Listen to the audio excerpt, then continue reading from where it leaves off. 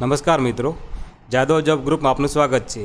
બેંકમાં અત્યારે જગ્યા પડી છે 1167 જગ્યા પડેલ છે, જેના એક્ઝામ સેન્ટર છે, પરીક્ષા સેન્ટર અહીં આપેલા છે. હિંમતનગર, મહેસાણા, ગાંધીનગર, અમદાવાદ, રાજકોટ, સુરત, વડોદરા, જામનગર અને આણંદ. આમાં તમે કોઈપણ એક સેન્ટર તમે સિલેક્ટ કરી શકો છો, જ્યાં તમે એક્ઝામ આપી શકો છો. ત્યારબાદ આપણે એની વિશે ડિટેલ માહિતી જોઈશું. અહીંયા તમે આ જોઈ રહ્યા છો ડિટેલ માહિતી. મારો માઉસનો એરો તમે જોઈ રહ્યા છો, તેના પર ધ્યાન આપશો. લાસ્ટ ડેટ છે 26/8/2020. આમાં જગ્યા પડી છે પ્રોબેશનરી ઓફિસરની, અલગ અલગ જગ્યાઓ આપણે પડેલી છે. કઈ કઈ બેંકની જગ્યાઓ પડી એના વિશે બી હું તમને માહિતી અલગથી આપીશ. પછી પહેલાં આપણે જોઈ લઈએ કે આમાં ચલણ, તો ચલણ કોને કોને ભરવાના છે. તો જનરલ, ઓબીસી અને ઈડબ્લ્યુએસ માટે ચલણ છે 850 રૂપિયા. એસસી, એસટી અને હેન્ડીકેપ માટે ચલણ છે 175 રૂપિયા. ચલણની ડિટેલ માહિતી અહીં આપેલી છે કે ચલણ કઈ રીતે ભરવાના છે. ડેબિટ કાર્ડથી, રૂપે કાર્ડ છે, વિઝા છે, માસ્ટર કાર્ડ છે, મેસ્ટ્રો કાર્ડ છે, ઇન્ટરનેટ બેન્કિંગ છે, એમપીઆઈ, આઈએમપીએસ છે, કેશ કાર્ડ છે, મોબાઈલ વોલેટ છે, તેના દ્વારા તમે અહીંયા ચલણ ભરી શકો છો. ત્યાર પછી આપણે જોઈશું, અહીંયા તમે જોઈ રહ્યા છો ઇમ્પોર્ટ ડેટ અહીંયા આપેલી જ છે. સ્ટાર્ટિંગ ડેટ છે એની 5/8/2020 અને છેલ્લી તારીખ છે એની 26/8/2020. તો ત્યાં સુધીમાં આપણે પેમેન્ટ અને રજિસ્ટ્રેશન ફોર્મ બંને ત્યાં 26/8 સુધીમાં ફિલઅપ કરવાના છે. તે છેલ્લી તારીખ છે, એના પછી આપણે ફોર્મ ભરી શકશું નહીં. પ્રિન્ટિંગ તારીખ બી આપેલી છે, તમે ક્યાં સુધી પ્રિન્ટ કાઢી શકો. 10/9/2020 સુધી તમે પ્રિન્ટ અહીંયા કાઢી શકો છો.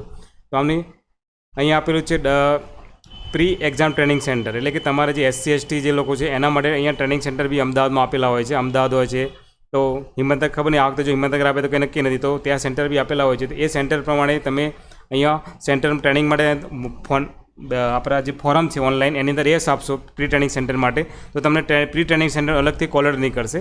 એમાં તમને 1 અઠવાડિયા સુધી ટ્રેનિંગ આપવામાં આવે છે. અહીંયા તારીખ બી આપેલી છે ટ્રેનિંગ સેન્ટર 21/9/2020 થી 26/9/2020 સુધી આપણે ટ્રેનિંગ આપવામાં આવે છે. ટ્રેનિંગ આપ્યા પછી તમારે અહીંયા પછી કોલ લેટર નીકળશે તમારું ડાઉનલોડિંગ કોલ, જે મેઇન આપણી જે એક્ઝામ આપવાની છે પ્રિલિમની એક્ઝામ, પેલી તમે પ્રી એક્ઝામ ટ્રેનિંગ સેન્ટર તમે એક્ઝામ આપી, તમને ત્યાં ટ્રેનિંગ કરવામાં આવે. હવે તમારી એક્ઝામ લેવાશે પ્રિલિમની એક્ઝામ ઓક્ટોબર 2020.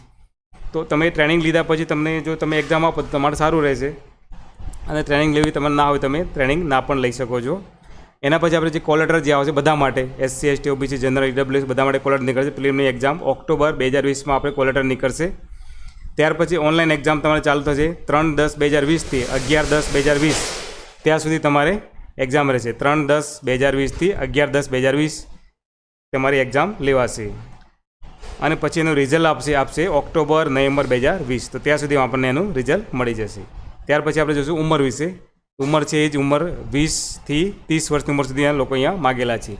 કઈ જન્મ તારીખ સુધી લોકો ફોર્મ ભરી શકે એના વિશે હું તમને માહિતી આપું છું. 2/8/1990 થી 1/8/2000 સુધીના લોકો ફોર્મ ભરી શકશે. ત્યાં સુધી વચ્ચેના ગાળામાં ફોર્મ ભરી શકશે. આમાં છૂટછાટ બી આપેલી છે, એમાં બી હું તમને અલગથી માહિતી પછી આપું પાછળથી. તો હવે આપણે એને ક્વોલિફિકેશન જોઈ લઈએ. કયા લોકો આમાં માગેલા છે. તો ડિગ્રી, ગ્રેજ્યુએટ અને ગ્રેજ્યુએટ લોકો જે પાસ હોય, એમાં બધી પ્રકારના ગ્રેજ્યુએટ લોકો પાસ માગેલા છે. તો એમાં બી હું તમને માહિતી આપી દઉં કે કયા પ્રકારના ગ્રેજ્યુએટ લોકો આમાં માગેલા છે. તો લાયકાત છે આમાં જોઈએ BA, BCom, BSc, BTech, BE અને અધર, એટલે કે કોઈ બી બીજા ગ્રેજ્યુએટ હોય, સમકક્ષ હોય, ડિગ્રી ડિપ્લો જે એમાં સમકક્ષ લાગુ પડતા હોય એ લોકો બી આમાં ફોર્મ ભરી શકશે. અહીં હું પહેલાં બી તમને કહી શક્યો BA, BCom, BSc, BTech, BE અને અધર. તો આ લાયકાતવાળા લોકો બી આમાં ભરી શકશે. ગ્રેજ્યુએટવાળા બી એમાં આ બધા પ્રકારના લોકો અહીંયા માગેલા છે. અધર ગ્રેજ્યુએટ હોય એ બી આમાં ફોર્મ ભરી શકશે. જગ્યા છે પ્રોબેશનરી ઓફિસર 1167 જગ્યા અહીંયા આપેલી છે. ત્યારબાદ આપણે જોઈશું અહીંયા જે ઉંમર વિશે પહેલાં બી આપણે વાત કરી ગયા, કેટલા લોકો ઉંમર સુધી ફોર્મ ભરી શકે. 2/8/1990 થી 1/8/2000 સુધી લોકો ફોર્મ આમાં ભરી શકશે. પણ જે લોકોને છૂટછાટ આપેલી છે એના વિશે માહિતી આપણે વાતચીત કરીએ છીએ.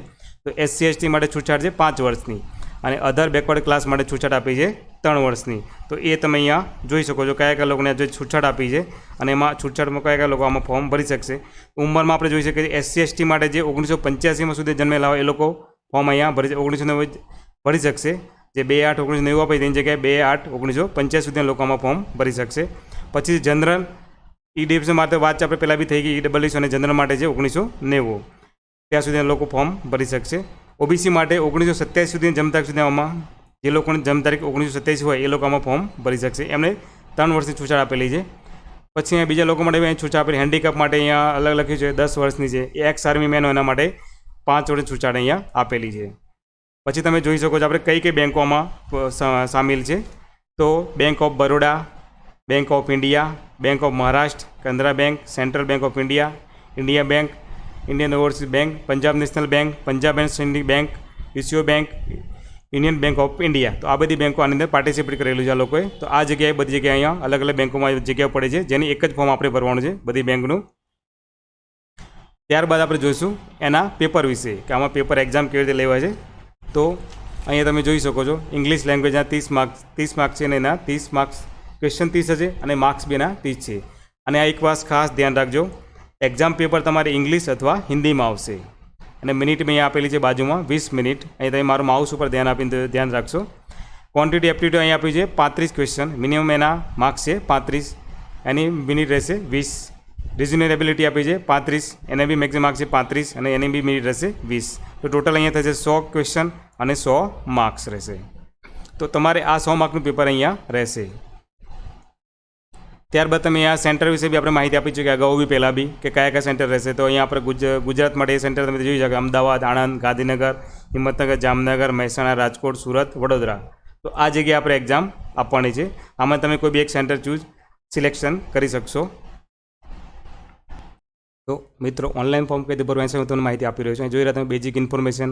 એ તમારે પહેલાં નામ બામ એડ્રેસ, તમારું પૂરું નામ, જન્મ તારીખ તમારું પૂરું લખવાનું છે, મોબાઈલ નંબર લખવાનો છે, તમારો ઈમેલ એડ્રેસ લખવાનો છે. પછી છે અહીંયા ફોટો એન્ડ સિગ્નેચર. તો ફોટો અને તમારે આમાં જવાનું છે અને તમારા ફોટોની સિગ્નેચર અંદર નાખી દેવાના. અહીંયા આપેલું જ છે, તો કઈ રીતે નાખવાની માહિતી આપેલી છે. ત્યારબાદ તમારે અહીંયા ડિટેલ ભરવાની છે એની બધી, કે તમારે શું કયામાં SC ST OBC જનરલમાં તમારે જે બી આવતા તમે સિલેક્શન કરવાનું છે. સિલેક્શન કર્યા પછી અહીંયા બે સિલેક્શન મેં અહીંયા કરેલું તમે જોઈ શકો છો. અહીંયા કઈ રીતે ફોર્મ ભરવાના છે એના વિશે માહિતી આપણે અહીંયા આપેલી જ છે. અને અહીંયા આપણે જન્મ તારીખ અને વર્ષ અહીંયા બધું આપેલું જ છે, તમે જોઈ શકો છો અહીંયા બધું કઈ રીતે ફોર્મ ભરવાનું છે. ત્યારબાદ પછી તમારે અહીંયા સેવ એન્ડ નેક્સ્ટ અહીંયા આપી દેવાનું, એટલે અહીંયા આગળ જવાશે. ત્યાર પછી તમે જોઈ શકો છો આપણે અહીંયા એની અંદર ક્વોલિફિકેશન તમારે અહીંયા ભરવાના છે. અહીંયા તમે બતાવી દઈશ, BA ગ્રેજ્યુએટ જે પાસ કરી પ્રમાણે આપણે ફોર્મ અહીંયા ભરી દેવાનું, સિલેક્શન કરી દેવાનું. સિલેક્ટ કર્યા પછી તમે આગળ અહીંયા જઈ શકો છો.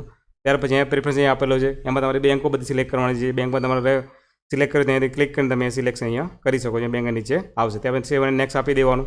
ત્યારબાદ તમે જોઈ શકો છો. પછી એના વિશે હું તમને આગળ માહિતી આપી રહ્યો છું. ડિટેલ થઈ ગયું પછી તમે કામ પૂરા થઈ ગયા પછી સેવ અને નેક્સ્ટ તમે આપશો એટલે અહીંયા આગળ જશે માહિતી.